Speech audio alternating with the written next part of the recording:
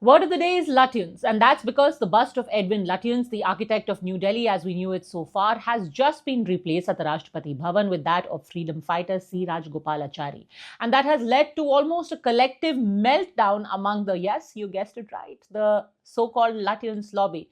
There are many people who are wondering whether this is a rewriting of history, whether this is a failed attempt at constantly trying to change things, change names, change faces in order to distract attention from the issues that matter. And some even have asked India to offer a collective apology to Edwin Lutyens and all of his descendants.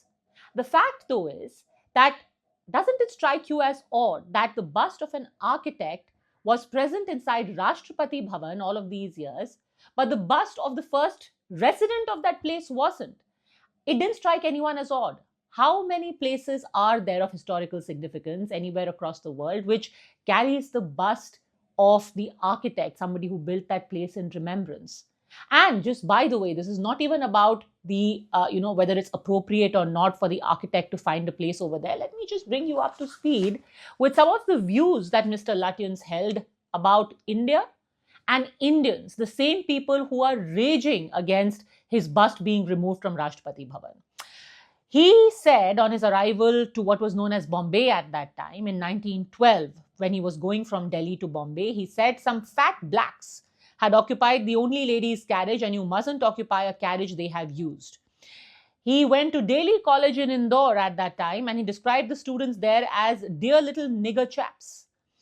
On Banaras, he said that while cruising down the Ganga, he primarily noticed every sort of black body doing every sort of thing.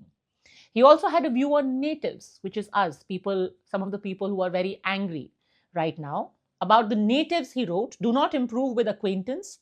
They are children without the charm of heaven. The average Indian seems a hopeless creature. About his own personal staff, people who were serving him at that time, he remarked various people with odd names who do all things that bore the white man.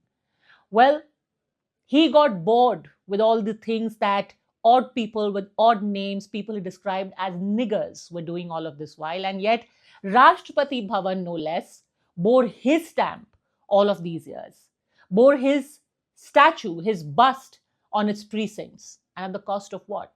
Cost of people that India should actually be remembering. So, does India owe an apology to Edwin Lutyens for simply removing his presence from Rashtrapati Bhavan and giving that space to someone more deserving? Or is it the other way around for some of the views that he actually had about all of us? More on that at 9. Buck stops here.